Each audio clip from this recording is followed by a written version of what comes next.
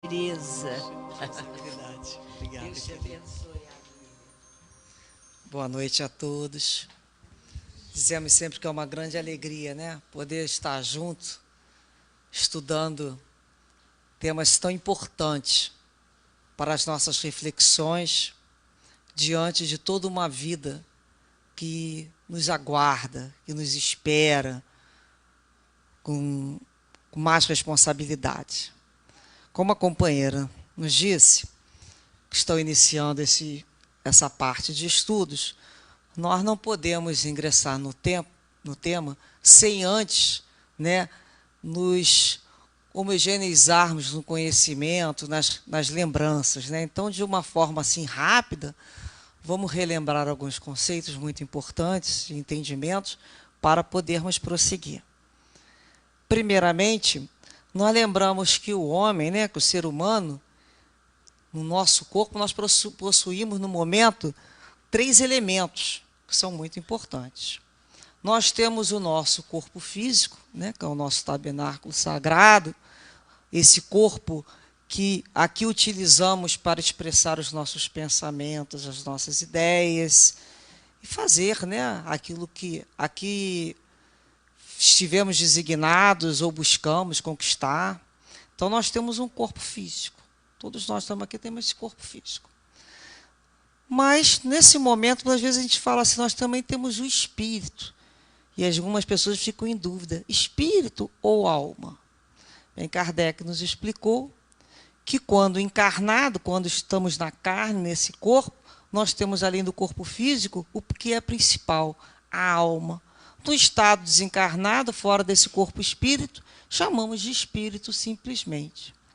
Para que esse espírito pudesse prosseguir, evoluindo e progredindo, ele necessitava estar num planeta onde pudesse colocar em prática tudo aquilo do qual ele se propôs, do que ele estudou, do qual ele pretende realizar.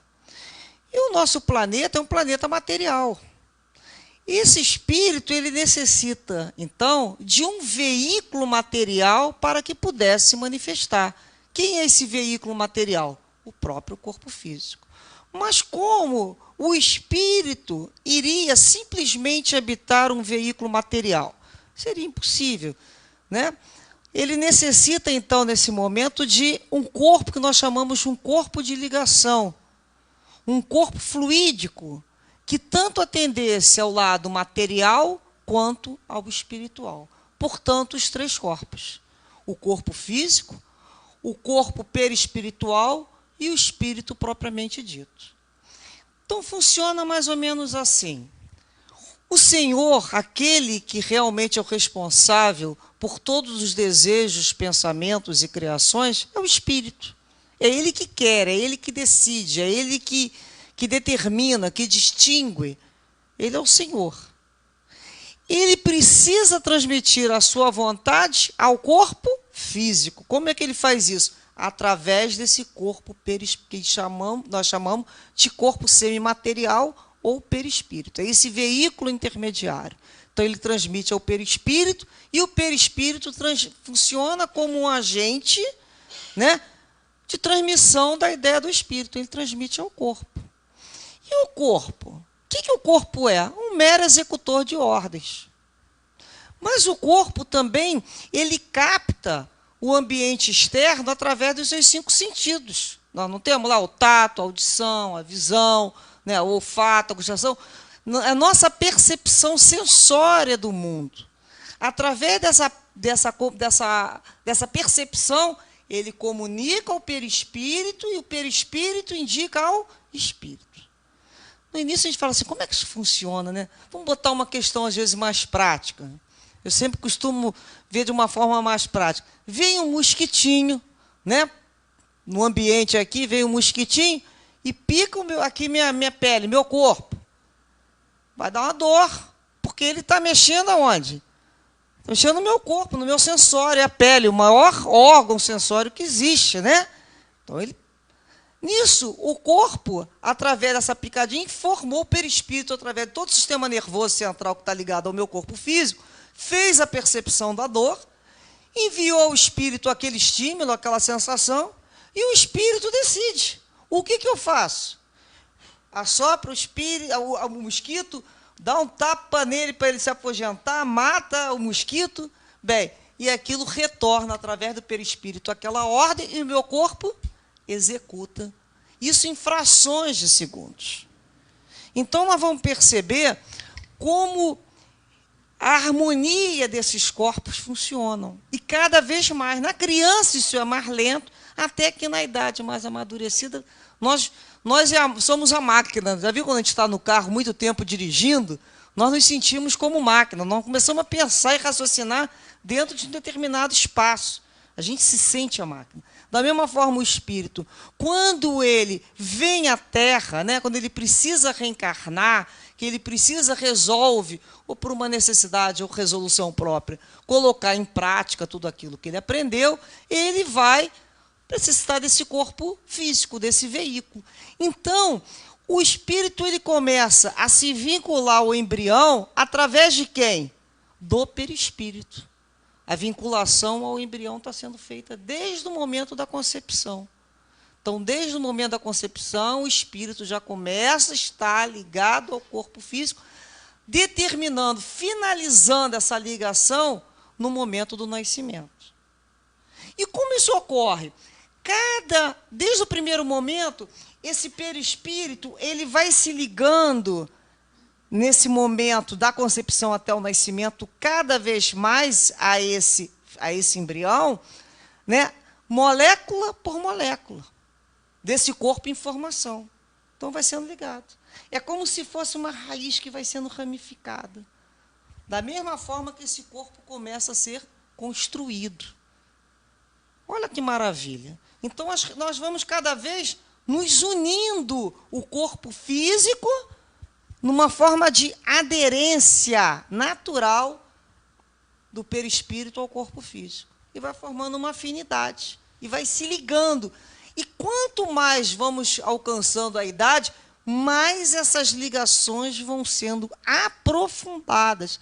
Já viram aquelas raízes? Às vezes tem raízes que são simples, né? E tem raízes de determinadas árvores que são muito profundas, que vão entrando pelos canos, né, dentro da nossa casa, que causam até problema, de tanto que ela é uma raiz de nível de profundidade que chega a quebrar algumas até estruturas da casa. Então, da mesma maneira, isso vai aprofundando. Então, nós vamos reparar que no nascimento, para o nascimento, todo esse corpo perispiritual já está ligado e intermediando o corpo físico ao espírito. No nascimento, a gente passa a chamar de alma. E nisso ele vive, e cada vez mais, de acordo com aquele ser humano, se ele tem uma questão mental muito grande e desejos, cada vez mais aquelas penetrações, aquele grampo de afinidade na matéria vai se adensando. Repare, porque há uma necessidade daquela criatura de adensar na matéria. E, entendido isso, chegamos ao momento que ninguém escapa, né? Que é o momento da morte, que é o momento final da nossa avaliação. Porque tudo passa. Nós sabemos que essa vida é passageira, passa de uma forma breve. Então, nós aqui estaremos inúmeras vezes reencarnando pela misericórdia de Deus, e chega o momento da nossa avaliação, que é a morte. A morte é o temor de muita gente, né? A questão da morte. A morte dói? A morte não dói? O que é a morte? A morte, o que causou a morte? Primeiramente, a morte não é causa de nada. Nós vamos começar a compreender, então, que a morte é uma consequência. Sabe por quê? Ela é uma consequência da ruptura desses laços do perispírito ao corpo físico.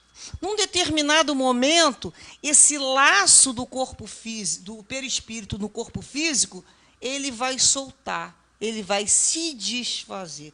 Quando esse corpo, um se desprende do outro, ocorreu, consequentemente, a morte do corpo físico. Isso que a gente tem que entender. Esse corpo físico é uma matéria. Ela é inerte.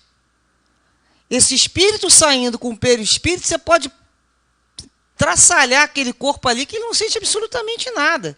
Ele não tem mais conduto de transferência de sensação, nem de dor, nem de prazer ao espírito, porque já foi retirado os dois corpos. O corpo é uma matéria que vai ficar ali, não tem absolutamente a menor sensação. E a alma é que possui o centro sensório dela maior, as emoções e as sensações. Então a gente começa a pensar assim, muitas vezes podemos nos desfazer de um corpo, o corpo morreu, fisicamente ele não tem mais atividade, entretanto, o corpo perispiritual continua ainda adentrado no corpo físico. Olha que interessante. Morreu, mas não desencarnou, né? Morreu, mas não saiu. Por quê? Porque existem ainda pontos de contato. Nós não lembramos que no nascimento o perispírito foi se ligando ao corpo em formação, molécula por molécula? Da mesma forma, essa ruptura deverá ser dada molécula por molécula. Todas as moléculas terão que ser, de união, terão que ser desfeitas. E a gente fica pensando, será que é fácil essa separação? E dói? Qual é a relação de dor, então? Então, uma outra questão, que muita gente questiona. Quando é que dói?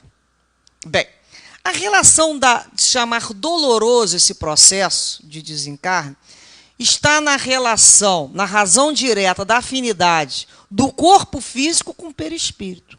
Quanto mais esse perispírito estiver afinado com o corpo físico, a saída, o desligamento vai ser mais doloroso. E qual é a causa, a motivação dessa ligação? A situação moral daquela alma. Portanto, se aquela alma tiver sido uma alma muito sensual, muito ligada e apegada às coisas da matéria, ela retém esse corpo perispiritual. É como se ela não permitisse aquele que a gente chama de desenlace. Ela vai se curando. Você vê que muitas vezes já terminou a necessidade do espírito se manter na Terra, ele já podia ter desencarnado, mas a pessoa tem tal apego à matéria, ou tem tal medo, ou tal desconexo de pensamento, que ela consegue, por um período, se segurar na matéria. É ela que retém aquele processo de dor. Então, essa dor está em razão direta dessa afinidade. Quanto mais nós tivermos apegados às questões da matéria, mais ligações nós teremos do perispírito com o corpo físico. Portanto, naquelas pessoas que desde o início, enquanto estão vivas, já começam a desapegar da coisa material, através dos bons pensamentos, esse desligar já começa a ser feito. Naturalmente, no dia a dia. Não precisa chegar em cima da hora para desligar, não, já começa. Ele já entendeu que aquilo ali tudo é temporário, aquela alma já percebeu que aquelas situações ali são breves, ela já aprendeu a discernir, o que nós falamos, o que é temporário do que é eterno, ela já começa a fazer as escolhas dela, ela sabe usar tudo, mas não se apega a nada. Ela já entendeu o que realmente é importante se apegar. Então, vejamos bem. Nesse momento, as almas, então, que já têm essa ligação de uma forma assim, bem solta, digamos que o perispírito já está completamente solto da matéria física, o momento da morte, ela não sente absolutamente nada, não tem um ponto de contato. Já naqueles outros que os laços já estão bem soltos, como aquela pessoa que já está na idade, já avançada, já querendo, que ela vai pensando já no plano espiritual, na vida futura, reencontrar os seus, nós vamos ver que ele não é imediato, mas é como se, Kardec dá uma figura de linguagem muito bonita, como se fosse um fruto maduro soltando do caule. Toque. De uma forma simples, natural, sem menor dor. Já para aqueles que a coesão está no auge ainda, numa idade onde tem muito fluido, é natural que esse desligar será feito de uma forma mais abrupta, né? Porque, na realidade, ele não rompe, ele tem que se soltar. Ou ele se solta porque já está solto, ou se solta porque a gente vem puxando para se soltar. Então, vai ter uma forma mais dolorosa. Ou aqueles onde os pontos ainda fazem muita ligação com o corpo físico. Esses também vão demorar a ter, né, essa libertação que se diz desse corpo físico. Então, gravemos. A duração e o sofrimento estará sempre em relação, né, direta do corpo com o perispírito e das suas afinidades materiais. Quanto menos estivermos apegados à matéria, mais fácil vai ser esse desligamento. Nós sabemos que dois espíritos é um assunto muito longo, né? Por isso a gente tem que sintetizar, porque ele é muito profundo, mas só para nós, de uma certa maneira, fazermos um contato com o tema. Nós sabemos que dois espíritos não desencarnam da mesma maneira. Não há uma matemática, uma lógica, cada um com as suas, né, com as suas nuances, com as suas diferenças, mas alguns aspectos podemos dizer que são aspectos gerais. E um desses que nós vamos abordar é a perturbação, o momento de perturbação que o espírito se encontra. Nós sabemos que logo após a separação da alma do corpo, o espírito ele não fica imediatamente consciente de si mesmo. Ele não tem aquela consciência individualizada. Né? Kardec diz, mais uma vez, que é como se a pessoa tivesse saído de um sono profundo, aquele momento que a gente acorda e fica meio atordoado, que a gente não sabe bem se é de manhã, se é de tarde, se é de noite, se eu estou sonhando, se eu estou acordado. E é como se tivesse uma névoa. E essa névoa, aos poucos, vai se desfazendo para que ele se reencontre, esse espírito se reencontre na sua individualidade. Qual o tempo, mais uma vez, que leva, né, esse estado de perturbação? Mais uma vez, o tempo é variável, que pode ser de horas a muitos e muitos anos. Vai depender sempre da elevação do espírito. Um espírito elevado, como o caso de Sansão, né, um espírito feliz, ele recobrou em 8 horas a consciência dele. Mas sabemos que isso é um caso, né, especial, né? Nós sabemos assim, a grandeza de determinado tipo de espírito por esse tempo. Qual o tempo que você necessita para você recobrar? Então, a partir dessa situação, nós vamos reparar como é que o conhecimento da doutrina espírita e da vida futura é importante, não é? É importante para esse desligar da matéria. Aí nós começamos a pensar, qual a importância do desapego da matéria? Olha, quanta importância.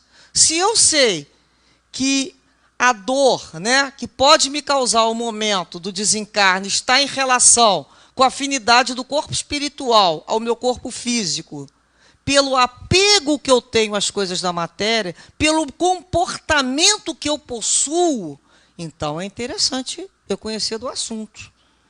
Eu começo a compreender um pouco mais. Se o tempo de estado de perturbação também vai variar de acordo com as minhas emoções, com meus sentimentos, com a minha elevação espiritual, é importante eu falar de desapego da matéria? É muito importante entender o desapego da matéria. Então, nós buscamos, né, lá no livro Voltei, que aconselho a todos, né, do irmão Jacó, psicografia do Chico, que ele conta toda essa passagem, esse desligar do corpo físico dele, de uma forma assim belíssima, magistral, esse livro. E um dos momentos ele conta que ele estava, né, já se desligando e, de repente, ele começou a olhar para o corpo físico. Começou a olhar até com um pensamento de agradecido a esse corpo físico. Quando ele viu, e os amigos espirituais estavam retirando as energias, limpando, tirando esse perispírito que não estava grudado ao corpo físico, né, tirando essas energias.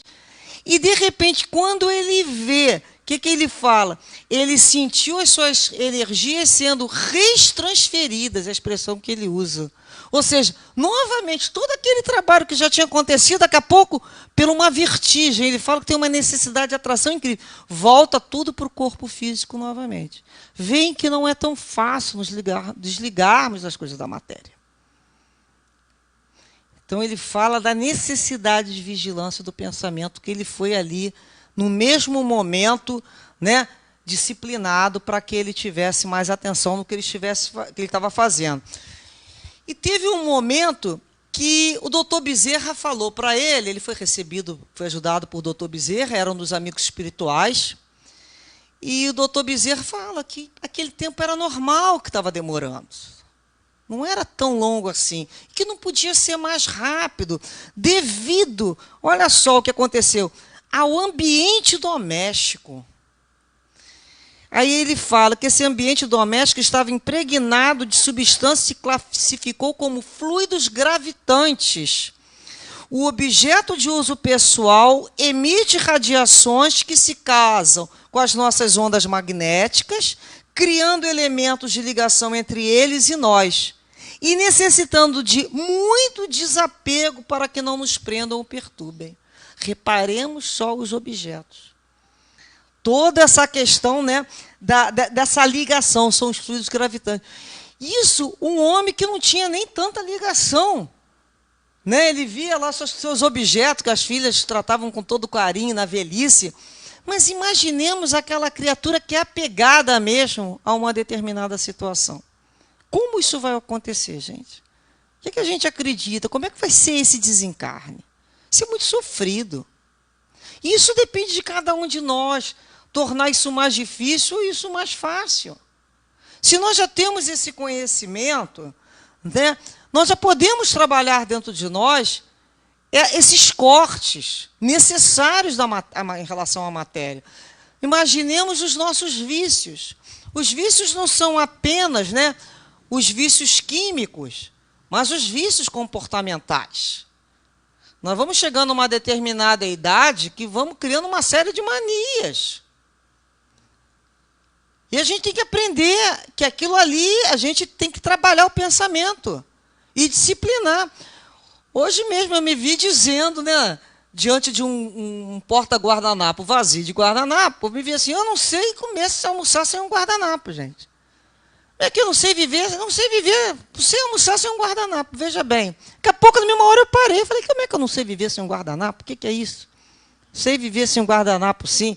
A gente vai falando sem perceber, né? No excesso da palavra, usando a outra pessoa que está ouvindo sabe que eu não vou morrer por falta de um guardanapo. Mas nós mesmos vamos internalizando determinadas sentenças que vão nos servir mais tarde como verdadeiras algemas. Ah, eu não sei viver sem isso, eu não passo sem aquilo outro. Não tolero fulano. Impossível viver sem cicrano. Olha as algemas que a gente começa a constituir na vida. São verdadeiras teias de aranha, porque teia de aranha a gente não vê, mas ela está lá.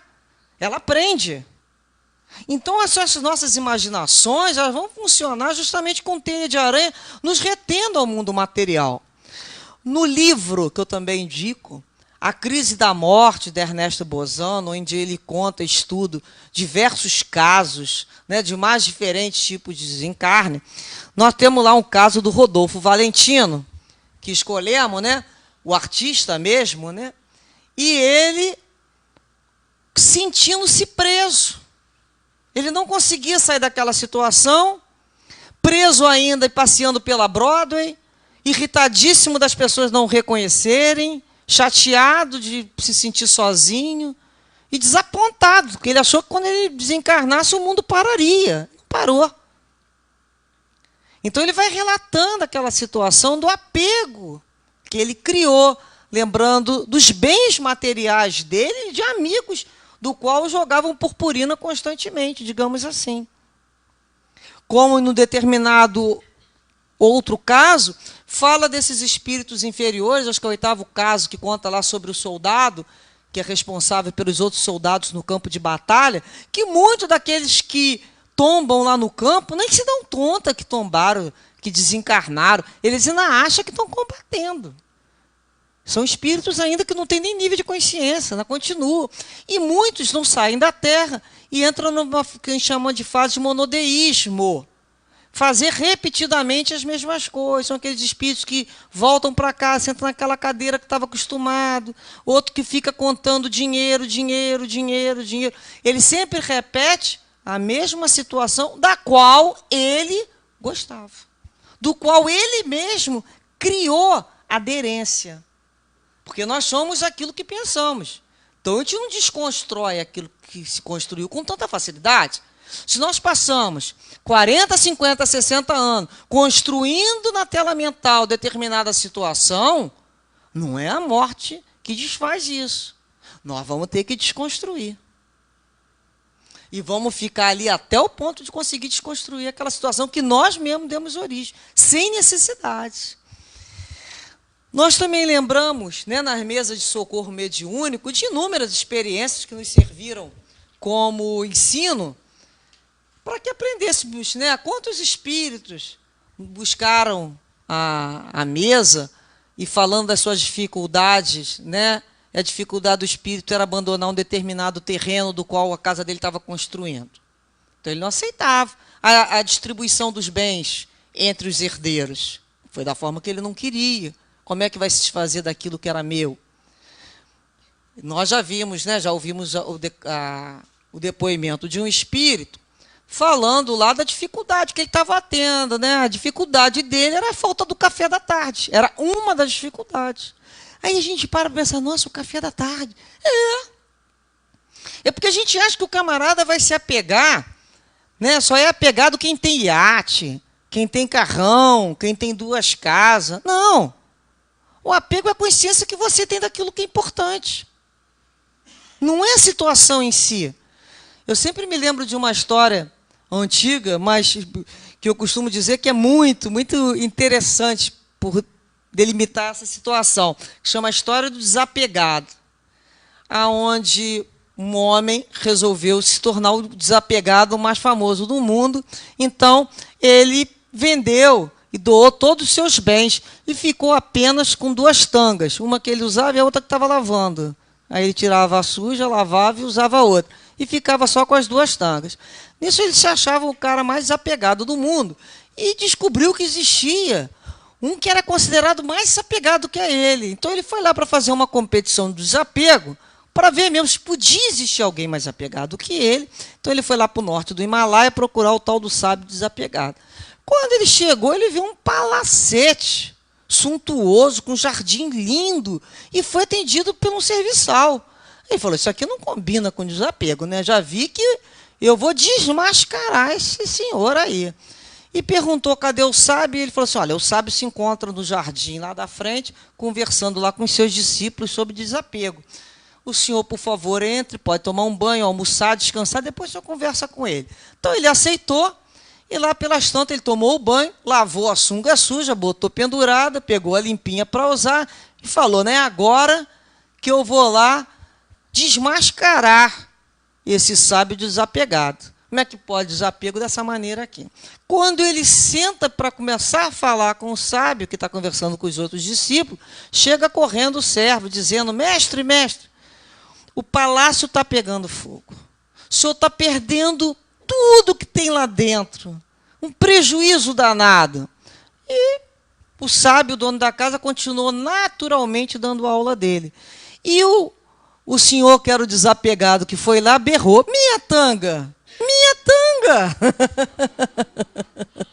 Então, na realidade, a gente começa a entender, né, que é a ideia que nós temos, não é aquilo que é.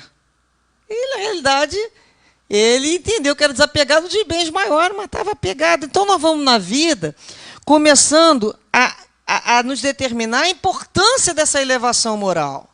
Então, é quando a gente começa a se desligar daquilo que nós já entendemos que não entrará na nossa bagagem, na aduana da morte.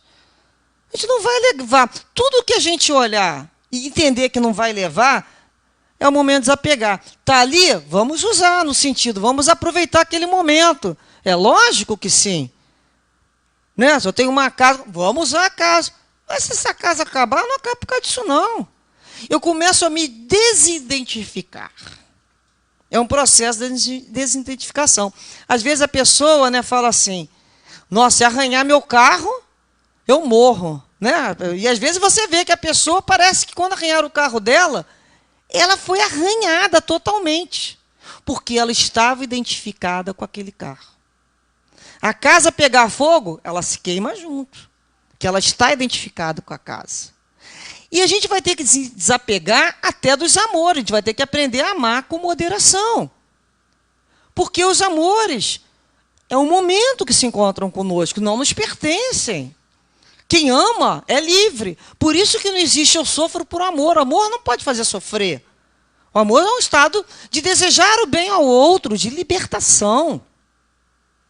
Então é quando a gente começa a desapegar e desidentificar do próprio corpo físico. Eu estou nesse corpo. Eu não sou esse corpo. É quando perguntavam ao Chico Xavier, você aceita fazer uma viagem, não sei para onde, quer demorar muito? Ele falou, olha, eu mesmo queria ir, porque eu estou ótimo. Estou muito bem, adoraria ir. Mas o meu corpo diz aqui que não vai. E na briga entre eu e ele sempre vence. Ou seja, eu estou ótima, eu estou bem. O meu corpo, no momento, se encontra naquela situação. Eu não sou o corpo. Então a gente começa a desapegar disso e desidentificar. E a necessidade que nós vamos ter dessa elevação moral, ela vai ocorrer na medida que nós aprendermos, né, a retirar ao dia um tempo, um momento de meditações, de reflexões sobre o que me apega na vida. Qual é a ilusão, né, que os hindus chamam de Maya? Que ilusão é essa que está me aprendendo? Nesse momento, aonde é que eu sofreria mais? Em qual setor? É o momento que eu tenho que trabalhar. É aquilo ali sobre o qual eu tenho que trabalhar. Nós vamos começar a compreender que nenhum alimento me faz ser vivo. Quem faz ser vivo é a vontade de Deus. Você pode comer todos os alimentos e teu corpo não digerir. E aí? Então, quem nos mantém vivos é a vontade de Deus. E da mesma maneira, nós começamos. O que a gente não pode viver é sem a confiança no amor de Deus. Aí sim a vida vai ficar muito difícil. Quando a gente começa a compreender que tem que olhar para frente, olhar para o futuro, e que isso aqui é apenas, a Terra é uma escola, um hospital e um presídio, do qual viemos para nos incumbir de alguma tarefa que é muito importante, tanto para nós como para o planeta, terminamos a tarefa, é nosso momento de regressar para... Nós temos inúmeras tarefas a cumprir, em vários planos ainda. Nós sabemos disso. Então, isso aqui, como se fosse uma estação de trem, né, ou de metrô, é mais uma estação, onde muitos vão entrar, muitos vão sair, e cada um dentro do seu tempo. E todos vamos nos reencontrar, que é a coisa mais certa que tem. Então, quando a gente começa a tirar dentro do dia um momento de reflexão e pensar sobre isso, nós vamos começando a perder esse medo. De que eu teria maior medo? Qual é o maior medo? A morte? A morte foi vencida. Não foi? A morte foi vencida.